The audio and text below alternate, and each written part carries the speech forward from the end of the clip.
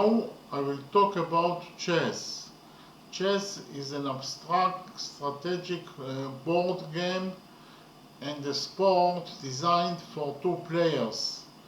It is one of the most common and complex existing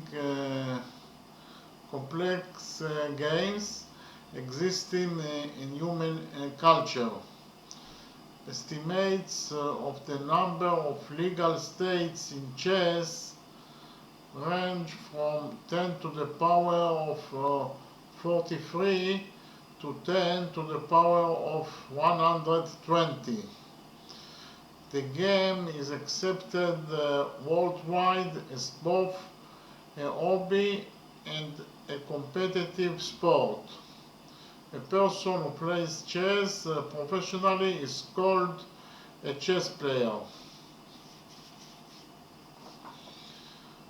Victory in the game is achieved when one of the kings is threatened in chess by one of the opponent's pieces, cannot eat the threatening piece, and also he cannot block the threat with another piece,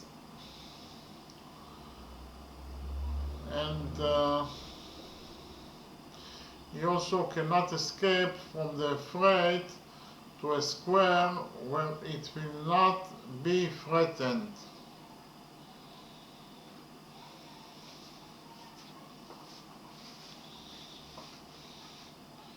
So you will win the game if you threaten the opponent's king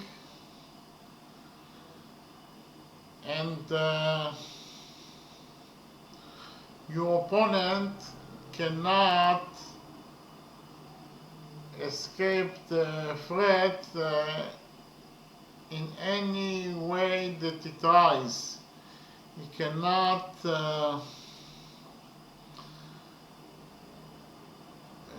eat the threatening piece. Your opponent also cannot block the threat with another piece, and also he cannot escape from the threat to a square where it will not be threatened. In this case, you win the game.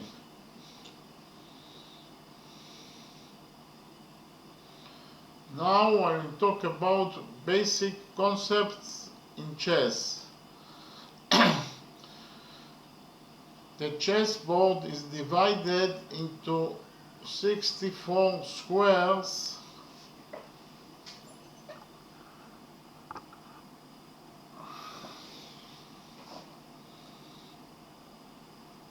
The chessboard is divided into 64 squares with 8 rows numbered from 1 to 8. So the rows are row number 1, row number 2, row number 3, row number 4, row number 5, number 6, number 7, and row number 8.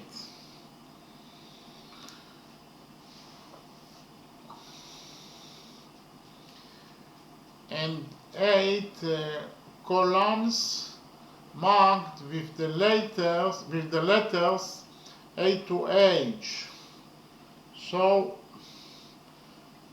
this is column A, column B, column C, column D, column E, column F, column G, and column H.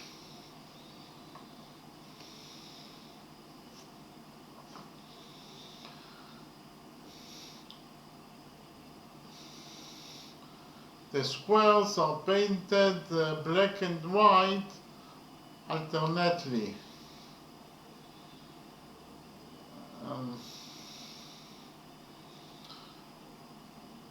And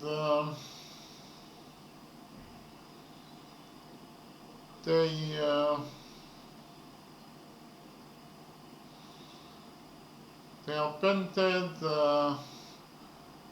black and white, or light color and dark color.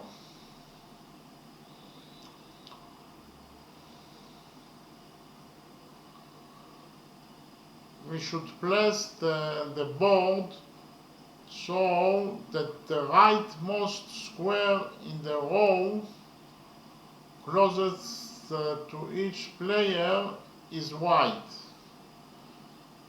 So the closest row to me is row number 1, and the rightmost square in row number 1 is this square, and it's painted in white color. Okay, now I will talk about the arrangement of the tools. You should place the tools on the board in the row closest to each player, from outside to inside. So, as I have already told you, the row closest to me is row number 1.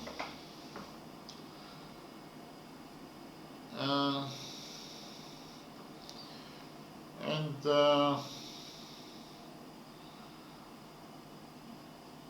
we should place two rocks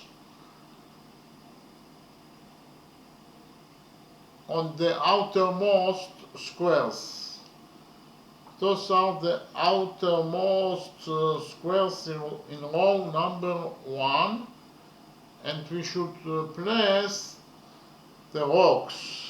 Those are the rocks, and we should place them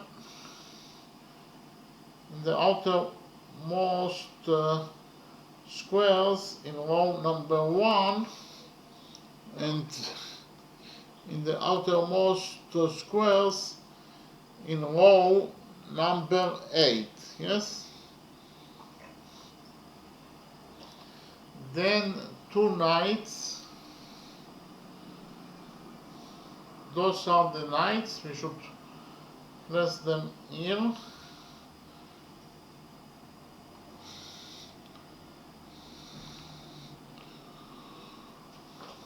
Then 2 bishops. Those are the bishops. We should place them here.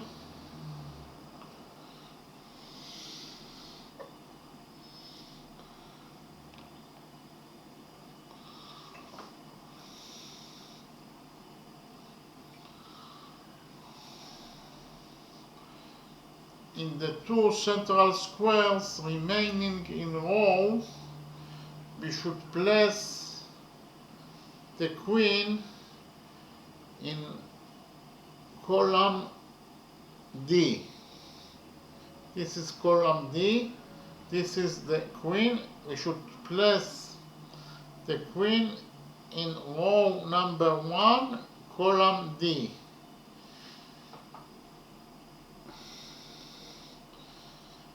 And we should place the king. This is the king. We should place the king in row number 1, column E. This is column E. You should place here the king.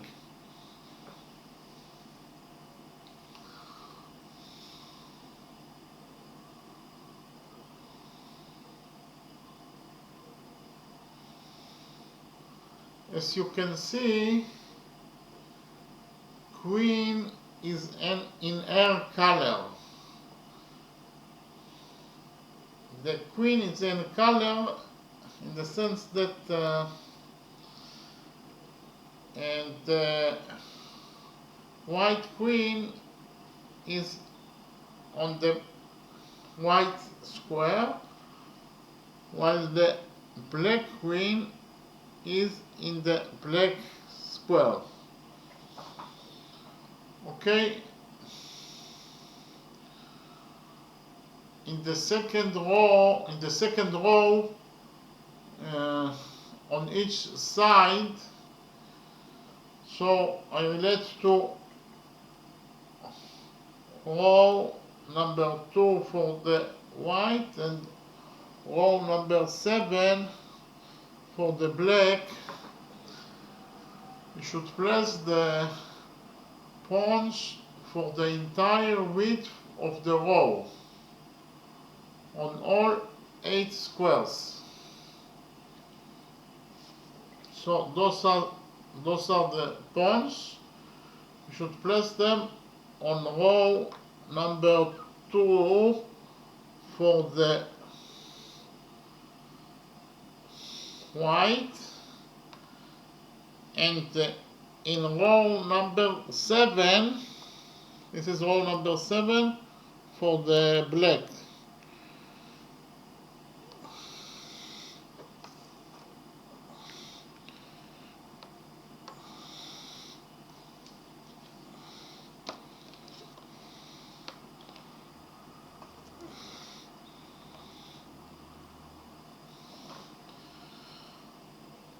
Okay, so actually this is the opening position of the game. Okay.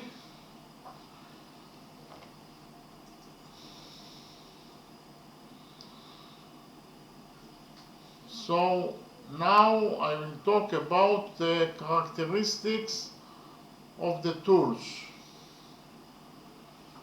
And first of all,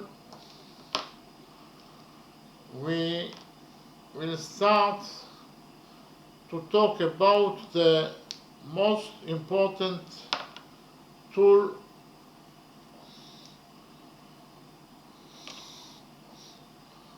of the game,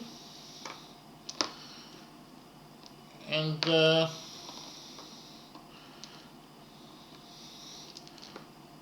the most important tool of the game is the king. This is the king.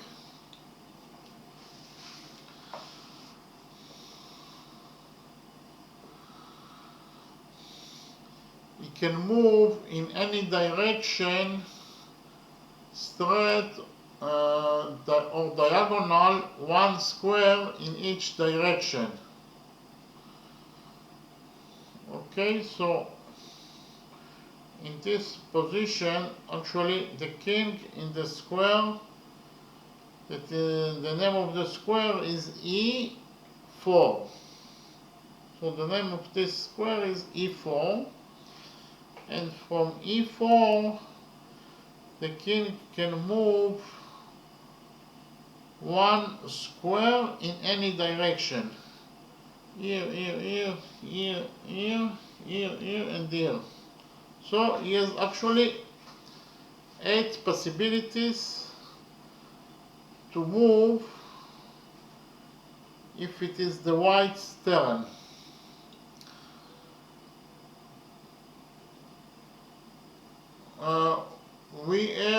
So usually the king can move only 1 square in each direction, but we have one exception,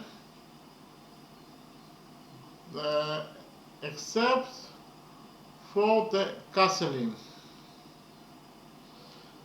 The castling is actually,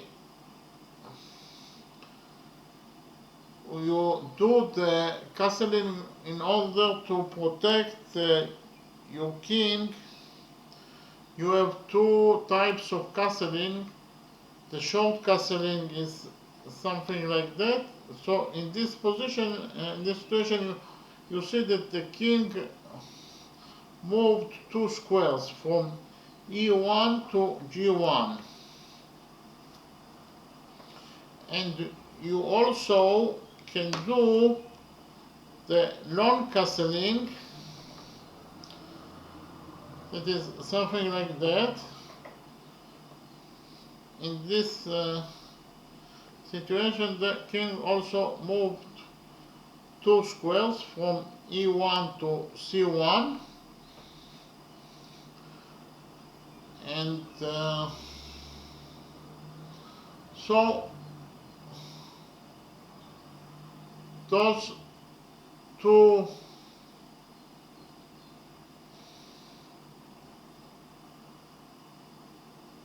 castlings is the only option in the game that the king moves more than one square.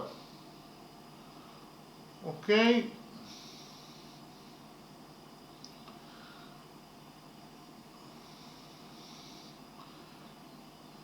When the king is in a chess position, that is in a position where the opponent can eat him in the next turn, the threatened player must change this position,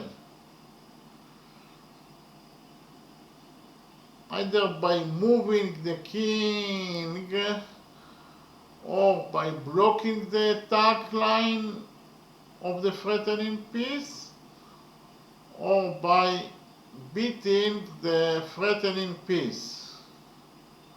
So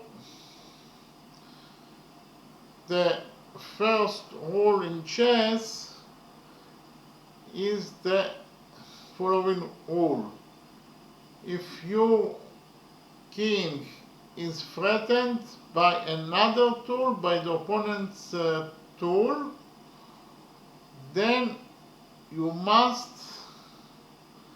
react immediately to that threat. You cannot do any other move other than remove the threat immediately from your king, and you can do it by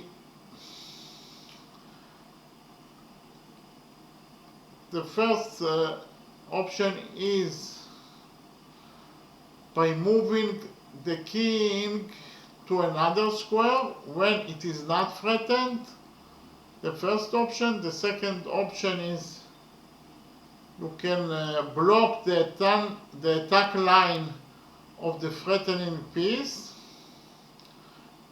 And the third option is you can beat the threatening piece, or you can eat the threatening piece. In order to win the game, the player must reach a position where his opponent cannot rescue his king from the threat of chess.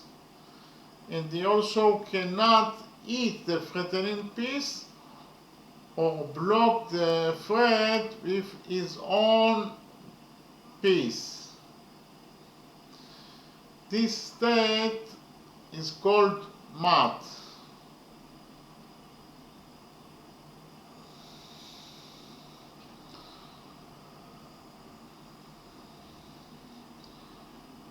So you will be the winner of the game if you reach a position where your opponent cannot rescue his king in any way that he tries. He cannot remove the threat in any way that he tries. He cannot eat the threatening piece. He also cannot block the threat with his own piece, and he also cannot move his king to a square that is not threatened. In this situation, you are the winner of the game. So you did mat to your opponent. You won the game. Despite its value as the most important tool, the king's movement is relatively limited. Unlike the other tools, it is not possible to evaluate the king with points for changing tools, because the king is not a tool that can be given up. So the second rule in chess is that you cannot give up your king. You can give up all the other tools except for the king. Okay, that is the second rule in chess.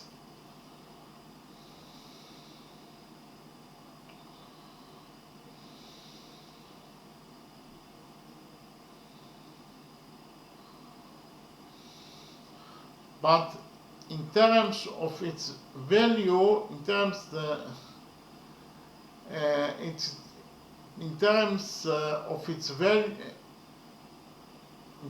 of its value in the sense of the balance of forces and its tactical abilities in the game, it is estimated at about 2.5 points.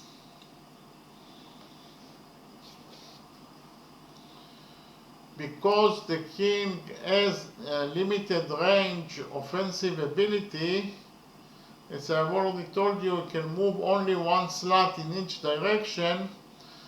This ability is manifested mainly in the advanced stages of the game, when there are not many tools left on the board. That is to say, in the end of the game.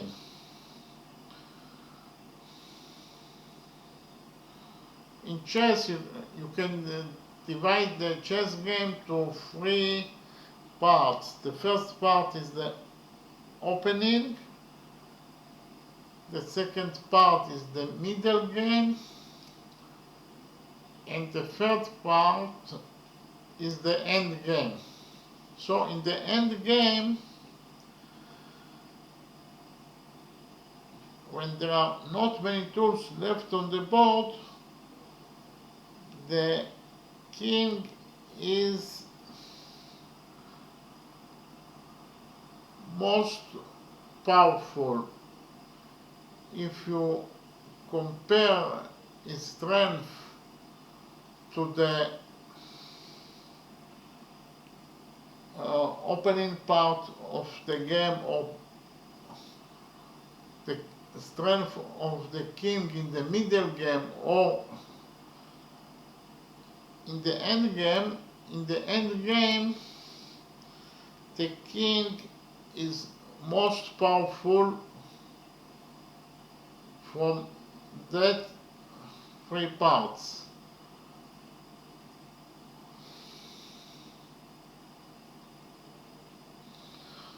On the same scale, the rook is valued at 5 points. This is the rook that is valued at 5 points.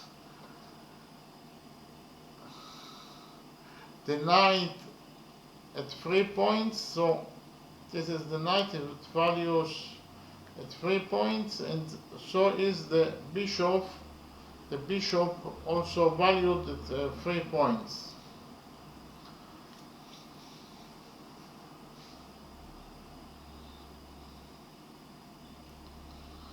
So we finished to talk about the king. The next tool that we will talk about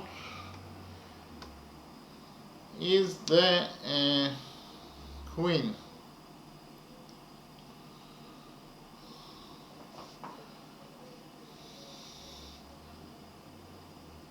The queen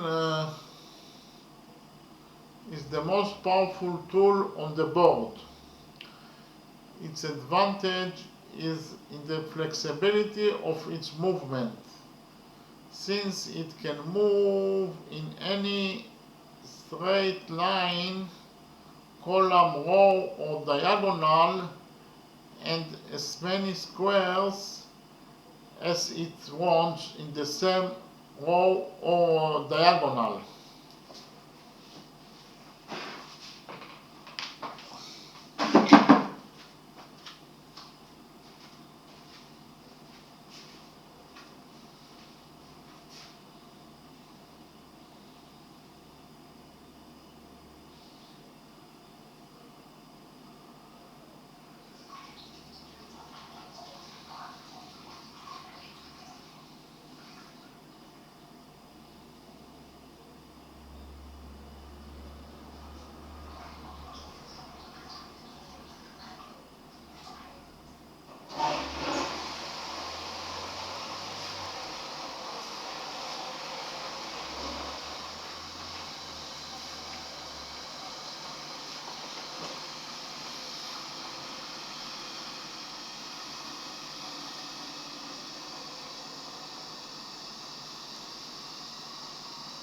So the queen can move to any square in the main diagonal that starts from edge 1 and ends at A8. Okay, you can move to any square on this diagonal, and we also can move to any square in this diagonal that starts from B1 and ends at edge 7.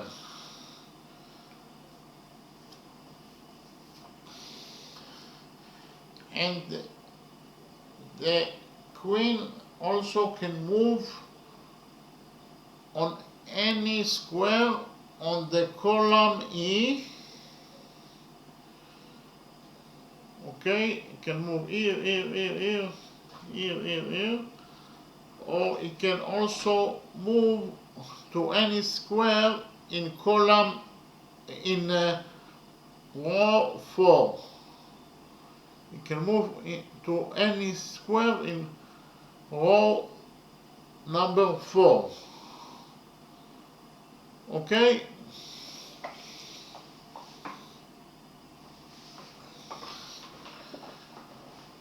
It is customary to estimate the queen at about 9 points. Okay, so we finished to talk about the queen. Now we will talk about the rook. The rook can only move along the columns or rows. So it can move to any square on column E,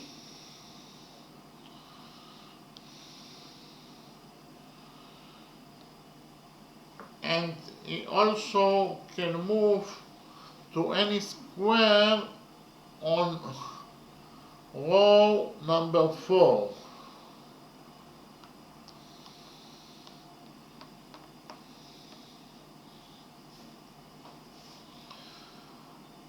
The rocks are usually more effective when they support each other and work as a pair.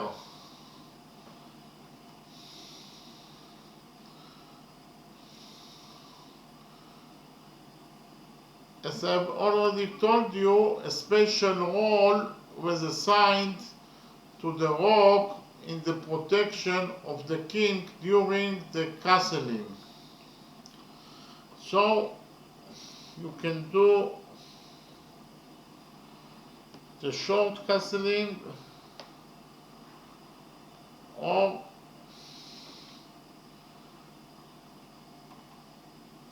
the long castling.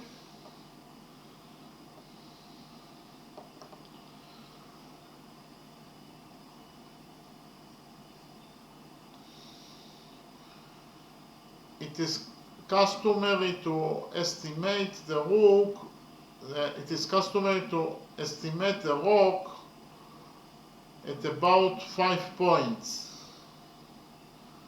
Okay, we finished to talk about the rock. Now we will talk about the bishop. This is the bishop.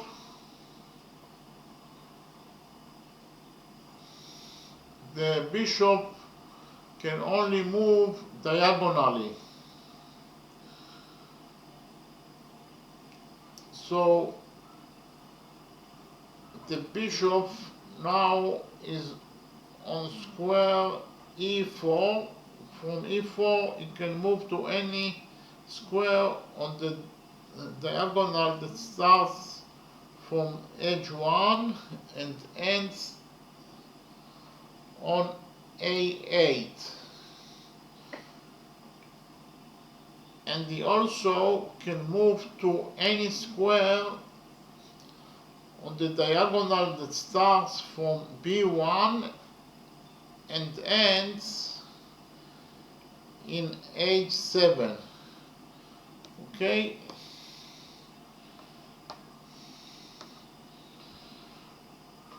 they can move also, so I told you, like this.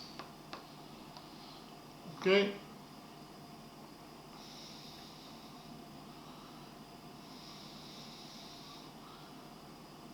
the bishop is especially effective in open situations. The bishop is the only tool that is limited to one slot color and cannot switch to the other color. So the bishop that is in e4 can only move on white squares. It can never move on a black square. And as I already showed you, you have two bishops in the start of the game. So the bishop, this bishop on d4, can only move on the black squares.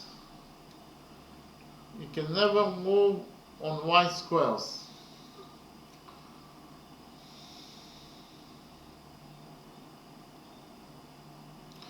The two existing bishops together cover both colors of the board. So in the event that one bishop is lost, part of the control over the board is lost. So if your opponent eats the bishop on d4, then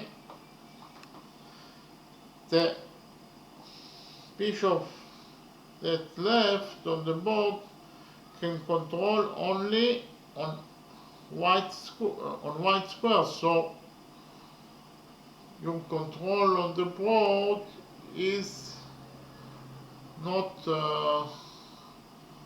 on both of the colors.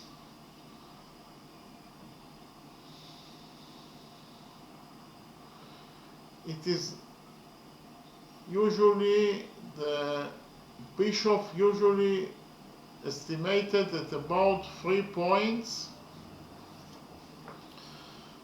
but with the development of modern chess engines, it has been proven that its value in the relative majority of positions is estimated at 3.25. That is subject to dispute.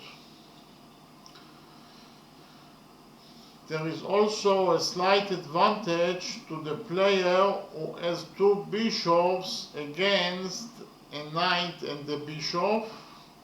So if you have on the board two bishops and your opponent have a knight and a bishop, you have a slight advantage on your opponent, and you in the second option that you have two bishops on the board and your opponent has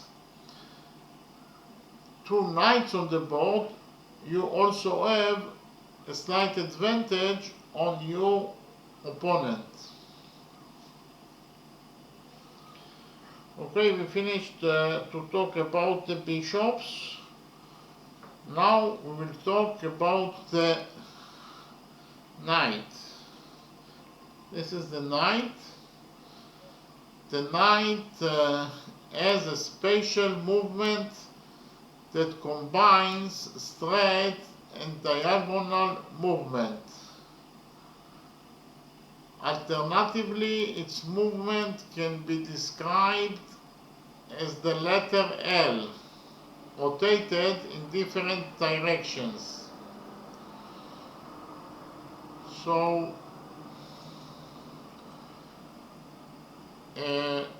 you can describe the movement of the knight as, for example, 2 steps down, 1 step to the right side, like this. Or 2 steps down, 1 step to the left side, like this. The knight also can move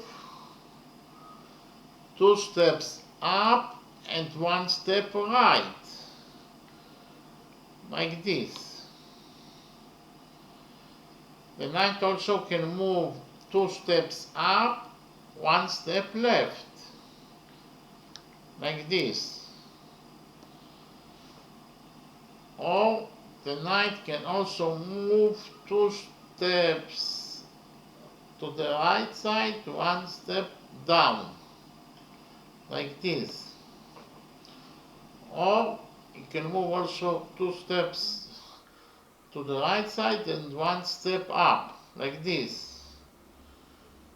And you can also move 2 steps to the left side and 1 step down, like this. And the last option is that you can move also 2 steps to the left side and 1 step up, like this. Okay?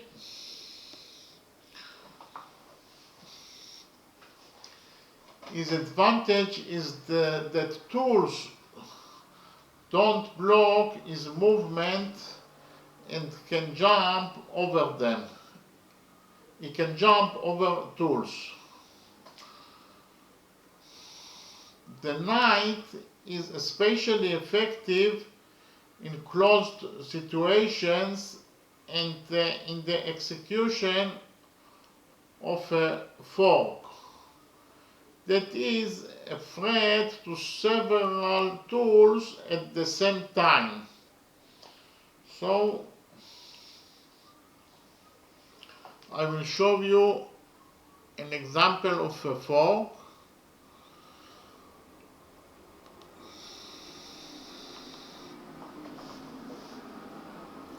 So in this position, the white or the white knight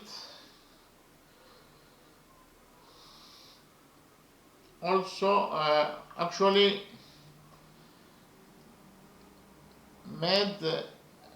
makes a fork on the black rook and on the black bishop. Why?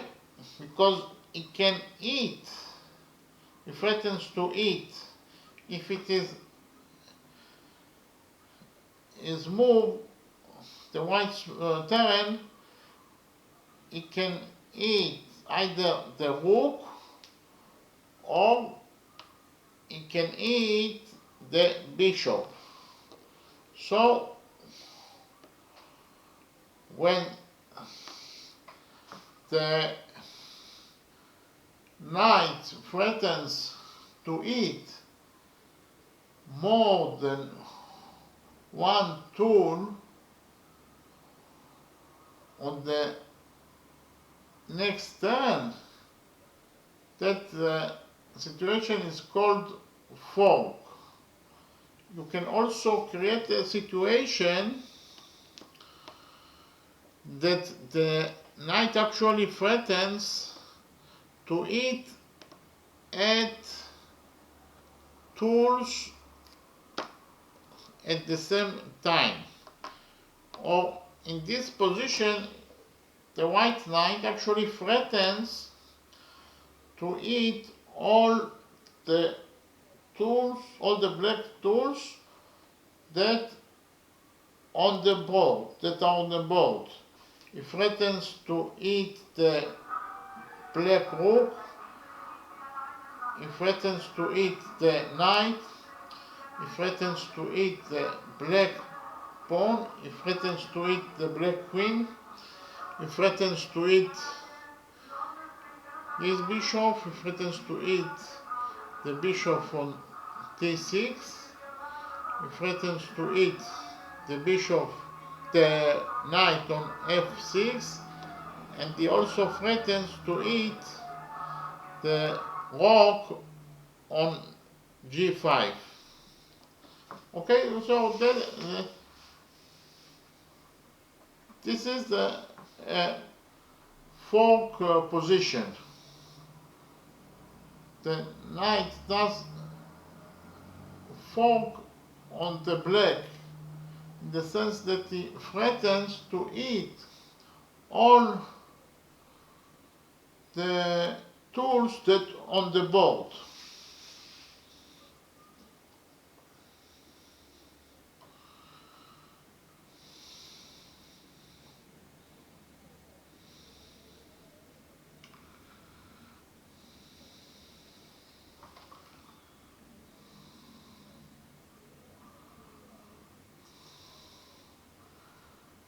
The knight usually estimated at about 3 points, and slightly less than the bishop, because I've already told you that the bishop is estimated at about 3.25, so the bishop is actually slightly stronger than the knight. Okay? We finished to talk about the knight, and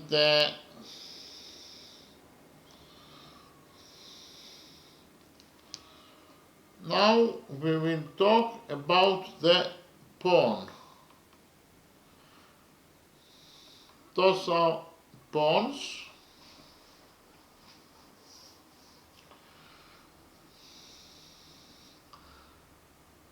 Pawn is the last in hierarchy and the most limited in its movement.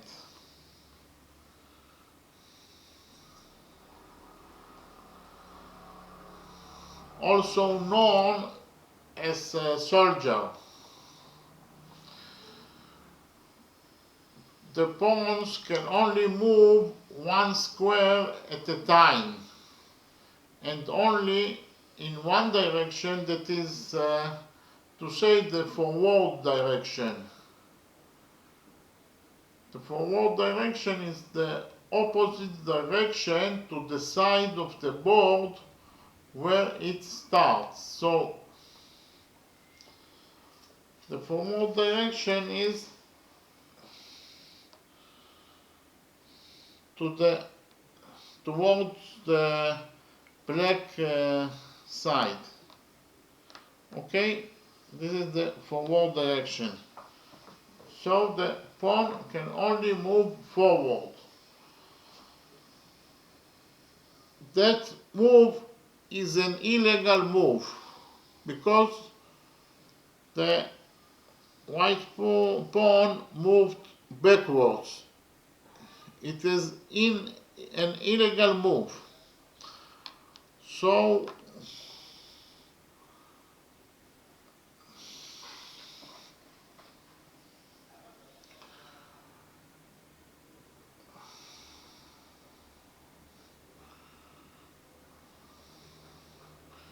it can move only one square at a time and only forward. Okay, so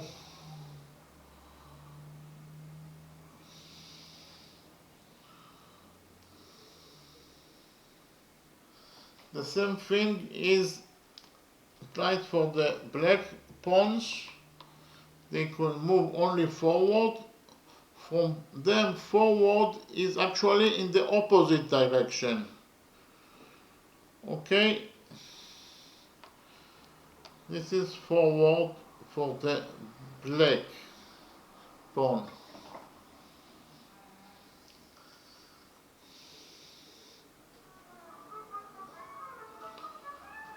During the first move of the pawn, and only during this, it can move two squares forward or one square according to the player's will. So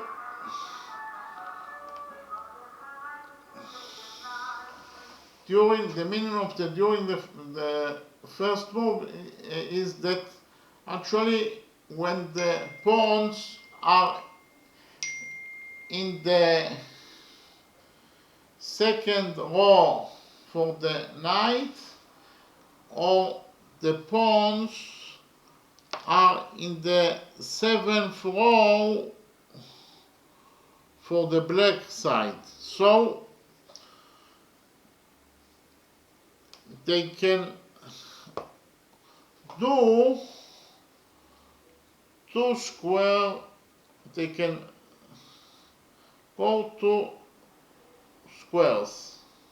They can move two squares when the white pawns are on the second row.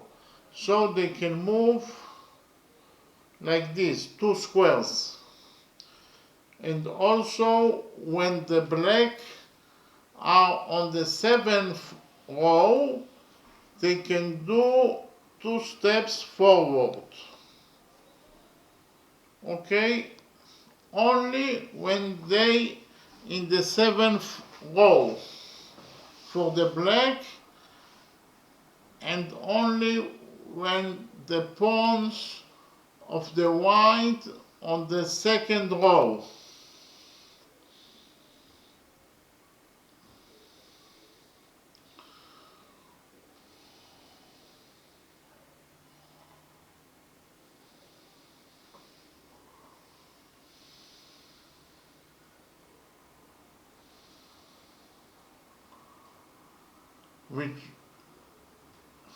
Which means that is likely to start when the square in front of it is occupied by another piece.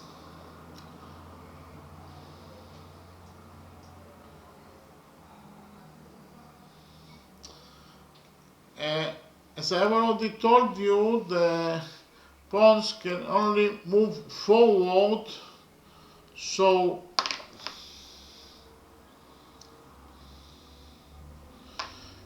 in this situation both the white pawns and also the black pawns are stuck because the square that they're supposed to move to is occupied by another pawn, so they cannot move at all.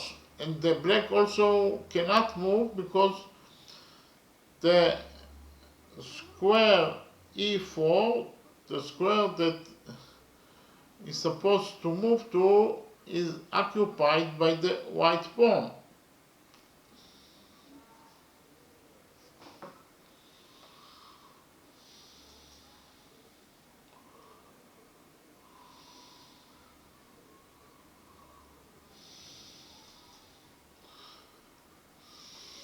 Okay?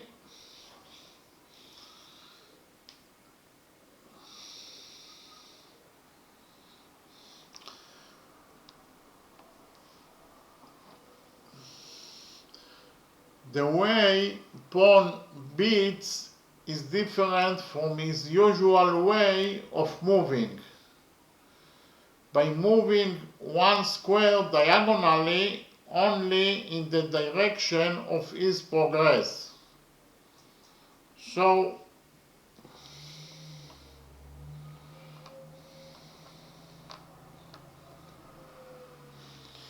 in this position, the white can eat the black pawn like this, or he also can eat the pawn that is on e3 like this.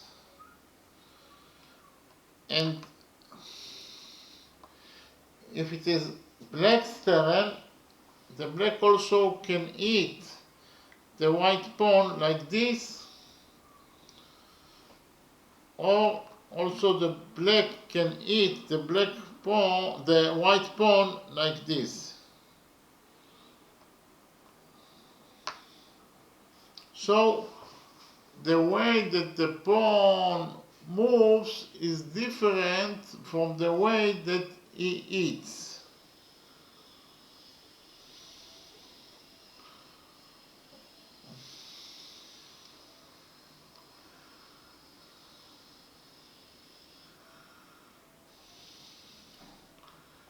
Despite being a weak tool, due to its limited movement, pawn have an advantage over one advantage over the other pieces.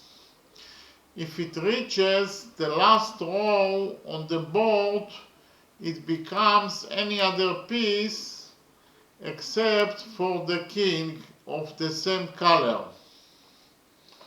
So if you have this situation, in this position the white can move to the 8th row, and when the white pawn arrives to the 8th row, then you will change the pawn to another tool, to any other tool. It might be queen, it might be rook, it might be knight, or you can also change it to bishop.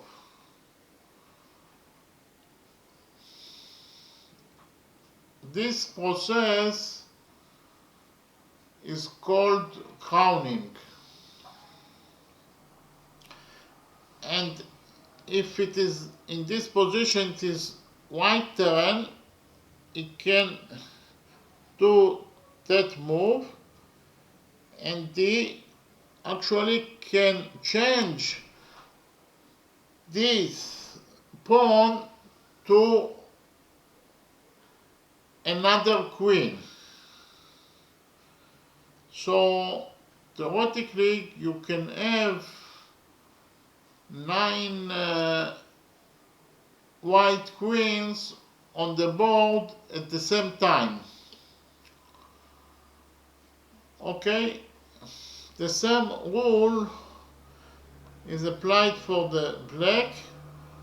When he moves to the first row, then he can change. Actually, you must change your pawn to any other tool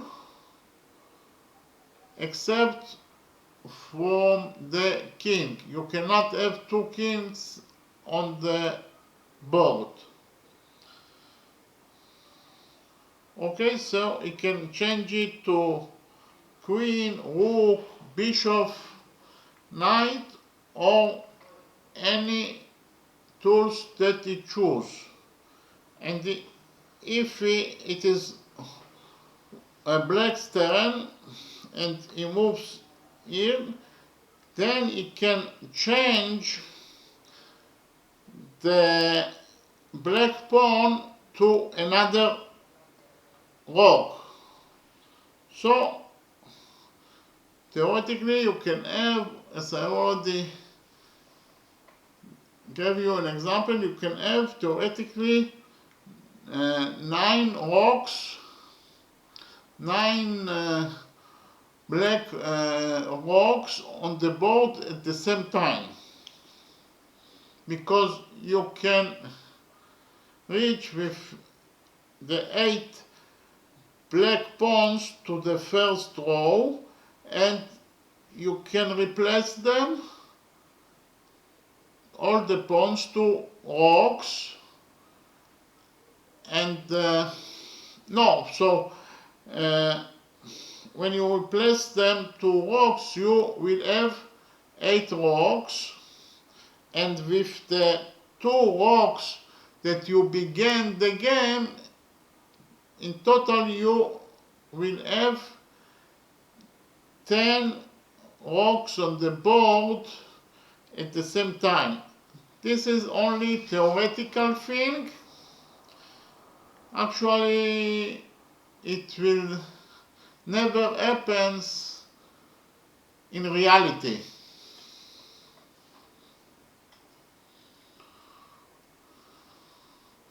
As I have already told you, this process is called crowning.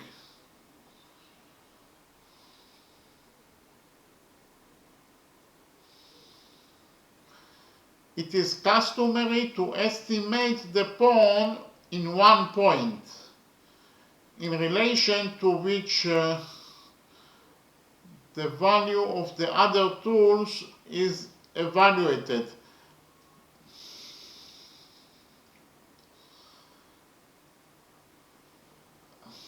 A special move of the pawn is en passant. En passant is a special method of capturing in chess that occurs when a pawn captures a horizontally adjacent opponent pawn that has just made an initial 2-square advance. The capturing pawn moves to the square that the opponent pawn passed over, as if the opponent pawn had advanced only 1 square. So I will give you an example for the en passant rule.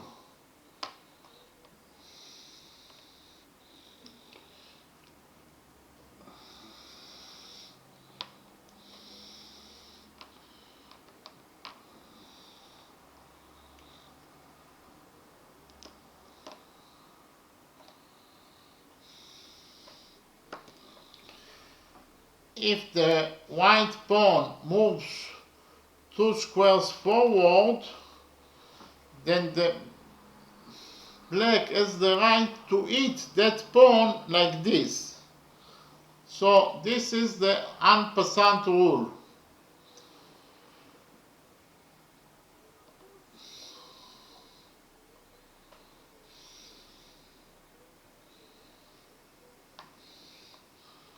So another example,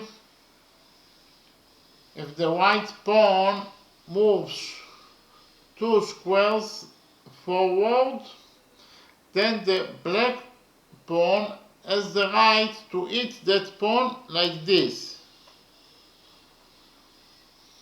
Okay, and the same rule is applies to the black side.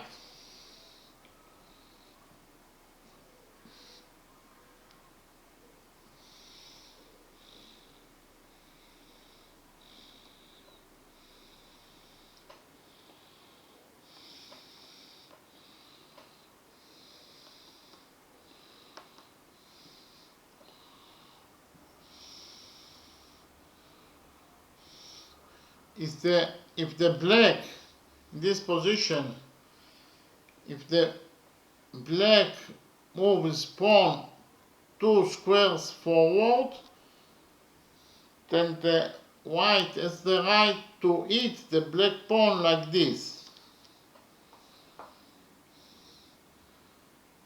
Okay?